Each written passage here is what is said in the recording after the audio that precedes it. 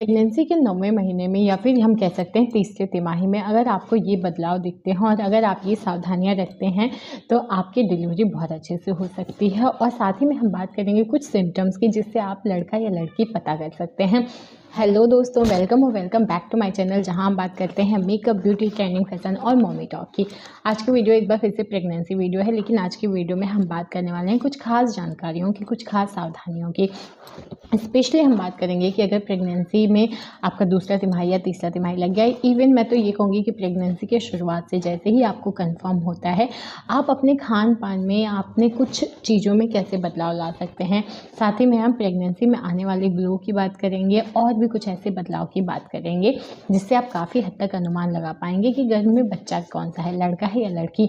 देखिए, एक बात मैं पहले ही बता दूं, मैं या मेरा चैनल लिंग परीक्षण को बढ़ावा नहीं देते हैं। अगर आप ऐसा करते या करवाते हैं तो आपको आपके हॉस्पिटल को और डॉक्टर को सज़ा हो सकती है, क्योंकि हमारे देश में लिंग परीक्षण कानूनन अपराध है, बैन है।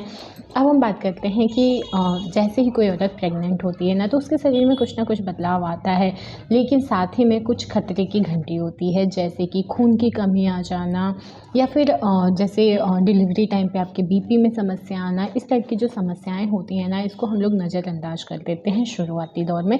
लेकिन आपने देखा होगा, जब भी आप हॉस्पिटल जाते हैं रूटीन चेकअप के लिए, तो डॉक्टर आपका बीपी, ब्लड शुगर वगैरह हमेशा चेक करता है और आपको भी कहता है कि आप चेक करते रहिए, क्योंकि बहुत ज़्यादा फ्लक्चुएशन होना, जैसे बीपी बढ़ना या शुगर में, ये आपके लिए काफ़ी खतरनाक हो सकता है। तो डिटेल में हम बात करेंगे, साथ ही में अपने खान पान के बारे में बात करेंगे। तो बिना किसी देरी के वीडियो शुरू करते हैं। तो सबसे पहला आपको अपने खान पान में जो सबसे इम्पॉर्टेंट चेंजेस लाना है वो होता है नारियल पानी। देखिए, अगर प्रेगनेंसी के दौरान आपको गैस की समस्या बहुत ज़्यादा है, बहुत ज़्यादा एसिडिटी बन रही है, तो आपने क्या करना है, सुबह उठते ही खाली पेट एक नारियल पानी पीजिए। नारियल पानी के इतने सारे फ़ायदे हैं ना। पहली बात, आपको एसिडिटी नहीं बनने देगा। दूसरी बात, आपकी बॉडी डिहाइड्रेट नहीं होगी। और तीसरी बात, ऐसा कहा जाता है कि नारियल खाने से या नारियल पानी पीने से ना बच्चे का जो रंग होता है वो गोरा होता है। इसमें कितनी सच्चाई है ये बात मुझे नहीं पता, लेकिन हाँ, बड़े बुजुर्ग कहते हैं तो कुछ ना कुछ तो होगा। बट देखिए, मैं कह रही हूँ, गोरा काला ये कुछ होता नहीं है, ठीक है। ये भगवान का दिया हुआ है, जैसे हैं आप खूबसूरत हैं, जो भी है। लेकिन अगर उसके बाकी फ़ायदे मिल रहे हैं, आपकी इम्यूनिटी अच्छी हो रही है, आपकी एसिडिटी की समस्या जा रही है, बच्चे का इम्यूनिटी अच्छी हो रही है, तो फिर इसमें कोई बुराई नहीं है। आपको नारियल पानी खाना चाहिए, पीना चाहिए। साथ ही में आपको खाना चाहिए दही। दही भी बहुत अच्छी होती है। दही में बहुत सारे फ़ायदेमंद चीज़ें होती हैं। दही अगर आप खाते हैं तो इसके लिए भी कहते हैं कि बच्चे की रंगत साफ़ होती है, कि आपको प्रेगनेंसी के दौरान आपको और आपके बेबी को बहुत ही ज़्यादा फ़ायदा पहुंचाएगी। तो आपने क्या, नारियल पानी पीना है और दही खाना है। दूसरी बहुत ही इम्पॉर्टेंट चीज़ मैं बताऊँगी, वो होती है संतरा। इस टाइम पे संतरा अच्छा भी आ रहा है। इस सीजन में आपको कम से कम 2 संतरा आप खाइए। सच में सीजनल फ्रूट है और सबसे अच्छी चीज़ है विटामिन सी। अगर विटामिन सी का इंटेक आप प्रॉपर कर रहे हैं तो आपकी स्किन में तो ग्लो आएगा ही आएगा, आपके बच्चे की स्किन बहुत अच्छी हो जाएगी। प्लस इम्यूनिटी स्ट्रॉन्ग करता है, आपकी इम्यूनिटी सिस्टम को अच्छा करता है। तो आप अगर इन चीज़ों का थोड़ा ख्याल करते हैं, पहली चीज़ तो सीजनल फ्रूट आपके अंदर जा रहा है, फाइबर भी मिल रहा है, प्लस आपको विटामिन सी मिल रही है और भी बहुत सारे मिनरल्स मिल रहे हैं, बहुत सारे विटामिन मिल रहे हैं, जो कि आपके और आपके बच्चे के लिए, उसका हेयर ग्रोथ भी अच्छा होता है। तो अगर फ्रूट संतरा नहीं भी पसंद है ना, तो उसका जूस निकाल के पी लीजिए, लेकिन 2 संतरा डेली अपने रूटीन में शामिल करिए।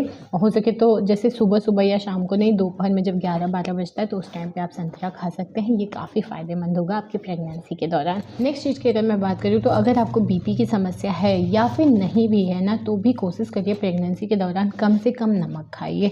नमक बहुत ज़्यादा ना खाइए। अगर नमक आप बहुत ज़्यादा खाते हैं तो आपका बीपी फ्लक्चुएट करेगा, और डिलीवरी के टाइम पे बीपी का फ्लक्चुएट करना काफ़ी नुकसानदायक होता है। बीपी एक ऐसी चीज़ है जो नॉर्मल डिलीवरी को सी सेक्शन की तरफ ले जाती है।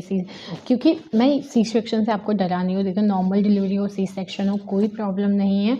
सब चीज़ों में थोड़ी बहुत दिक्कतें होती हैं और आगे जाके आप रिकवर कर जाते हैं, सब कुछ अच्छा होता है।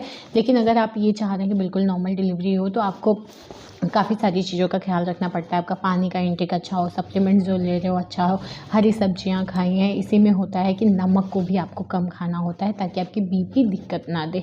और बीपी और शुगर दोनों को ही कंट्रोल करना प्राइमरी ड्यूटी है आपकी प्रेगनेंसी के दौरान। तो कोशिश करिए नमक कम खाइए, एक्सरसाइज वगैरह करते रहिए। न कम खाने के लिए बोल रही हूँ, ऐसा नहीं कि बिल्कुल आप छोड़ दीजिए, कम खाइए, ये आपके लिए काफ़ी फ़ायदेमंद होगा। नेक्स्ट चीज़ की अगर मैं बात करूँ तो आप अपने खाने में शामिल कर सकते हैं कच्चा नारियल। जी हाँ, कच्चा नारियल खाने से ऐसा कहते हैं कि बच्चे का हेयर ग्रोथ अच्छा है, प्लस आँखें बहुत खूबसूरत होती हैं, आँखें स्ट्रांग होती हैं, मतलब पावर अच्छी होती है। तो आप अगर चाहते हैं कि आपके बेबी की आइज़ खूबसूरत हो, पावर अच्छा हो, हेयर ग्रोथ अच्छा हो, तो कच्चे नारियल को भी अपने डाइट में ज़रूर शामिल करिए। नेक्स्ट आपको जो बदलाव करना है वो आपको करना है कि सुबह जब आपको उठना है तो आप हल्के से गुनगुने पानी में शहद मिला के पीजिए। इसका फ़ायदा होगा आपको आयरन की कमी नहीं होगी। अक्सर मैंने देखा है कि प्रेगनेंसी के दौरान औरतों में ना एचबी मतलब हीमोग्लोबिन की कमी हो जाती है, जिसकी वजह से नॉर्मल डिलीवरी होना, इवन डिलीवरी भी बहुत खतरे में चली जाती है। तो आपने अगर ये कर लिया है पूरे 9 महीने, आपको हल्का सा गुनगुना पानी में 1 चम्मच आपने शहद डाला, घोला और पी लिया, उससे एक तो एसिडिटी नहीं बनती है, पेट साफ़ होता है आपका। और तीसरी चीज़ जो होती है वो होता है आपके आयरन में कमी नहीं होती है, आपकी खून में कमी नहीं होती है।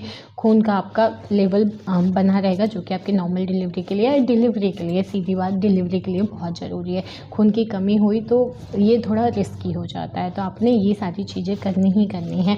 अब हम बात करते हैं कि वो कौन से सिम्टम हैं जिससे हम पता कर सकते हैं घर में बेटा है या बेटी। तो वो आज जैसा कि हमने खान पान की बात की, तो हम सबको पता है कि खान पान आपका कैसा है वो चीज़ आपकी स्किन बताती है, आपका फेस बताता है। अगर आप अच्छे से डाइट लेते हैं, अच्छा से खुद का ख्याल रखते हैं, तो आपकी स्किन ग्लो करना शुरू कर देती है। तो देखिए, हम आज स्किन की ही बात करेंगे। अगर आपके चेहरे में ये बदलाव आ रहा है, आपको अपनी स्किन काफ़ी ग्लोइंग लग रही है, आपको आपका चेहरा बहुत खिला खिला सा खूबसूरत होता दिख रहा है, अगर दाग धब्बे जो स्पॉट थे वो कम होते दिख रहे हैं, और आपको लग रहा है कि मेकअप के बिना भी मैं एक होता है ना प्रेगनेंसी ग्लो आपके चेहरे पे दिख रही है, तो कहते हैं ये एक लड़की होने की तरफ इशारा करता है। और ये सच में मैंने बहुत लोगों में देख लिया, अपने आसपास के लोगों में देखा है कि फेस का जो ग्लो है ना वो सच में बताता है कि घर में बेटी है। और अगर आपके चेहरे की रंगत थोड़ी उड़ गई है, स्किन आपका थोड़ा सा डाउन हो गया है, कलर कॉम्प्लेक्शन डाउन हो गया है, वो ग्लो नहीं रहा, वो खूबसूरती थोड़ी सी कम हो गई है, दाग धाइयाँ